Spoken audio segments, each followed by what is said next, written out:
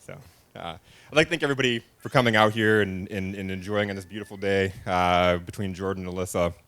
I'd like to thank Mark and Susan for making today possible and bringing this all together. Bridesmaids, groomsmen, for helping out everything and putting up decorations, making all this stuff that is just phenomenal.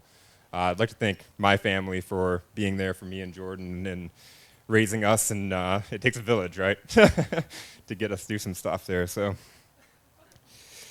I'd like to give a special thanks to Drew Weller, who actually helped out quite a bit with the bachelor party and some planning and had a fabulous meal. So we can give Drew a round of applause there.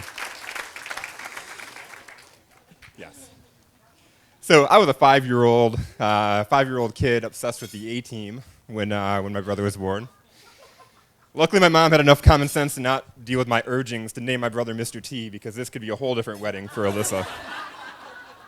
I tried to put it in my head, Mr. T rule, and I don't know, Mr. and Mrs. T, I don't know how that would work out, but I didn't really fully appreciate the value of having a brother. In fact, when my mom said, "Would you like to bring your brother to show and tell?" I said, "No, I got a picture.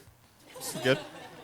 I don't need to bring him." But as life grows and what brothers do, we bonded quite a bit, and we had quite a different life experiences where we became very, very close. And our mother likes to shop a lot, so we were in a lot of department stores creating games that nobody else. We have our own official sport that we're now officially banned in 50 Walmarts across the state of Michigan.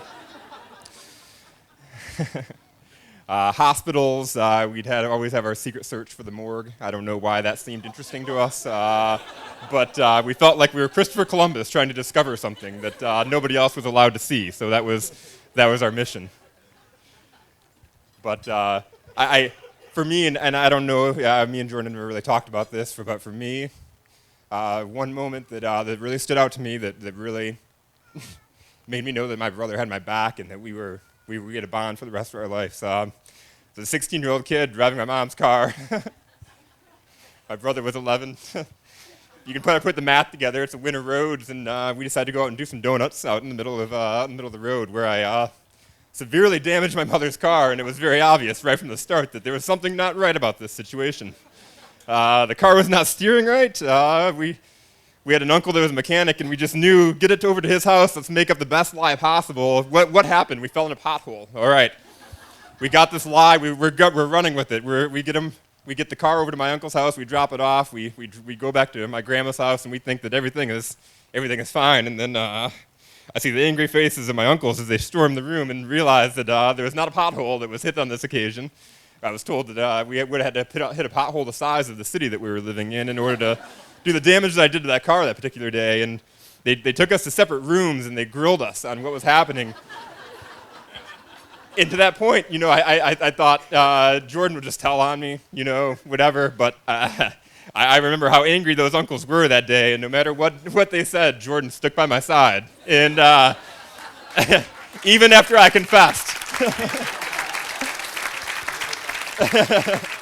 even after I confessed to what happened, Jordan was still playing the game. Nope, it was a pothole. And I'm like, Jordan, it's okay.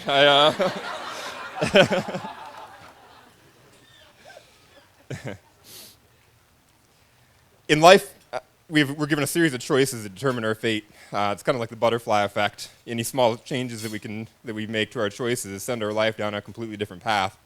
Oftentimes, as humans, we reflect on those choices that we make, and we really come down hard on ourselves and say, I wish I didn't do this, or I wish I didn't do that. And I kind of look at life a little bit differently in the sense that if I didn't make certain choices, we wouldn't be here today, maybe. Some of the things that I really enjoy in life wouldn't happen, and some of the mistakes that I've made, I couldn't learn from. So God knows I've made plenty of mistakes. Some of them horrible, but some of them had a lot of consequences. I probably could have did a lot of things with that money that it took to repair my mom's car that I had to pay off to my uncles. And just that feeling of having to fix the car because I had to do it manually, and in the money that I put in. But I can tell you that no money that I had to pay for that could take back the priceless bond that I felt like I had with my brother at that point. So several years later, about 7 years ago, I was at a crossroads in my life where a lot of things were changing. I had gotten a job promotion to move and got offered a chance to move to Lansing, which happened to be where Jordan was. And obviously, we've always had this bond as brothers, but we hadn't been together for a while. I had moved out of the area, so we decided we were going to move in together. Things just kind of lined up, and just making that choice of I'm taking this job and we're going to move to Lansing. Decided to talk to a random girl in a bar, and which opened up a situation where we're networking.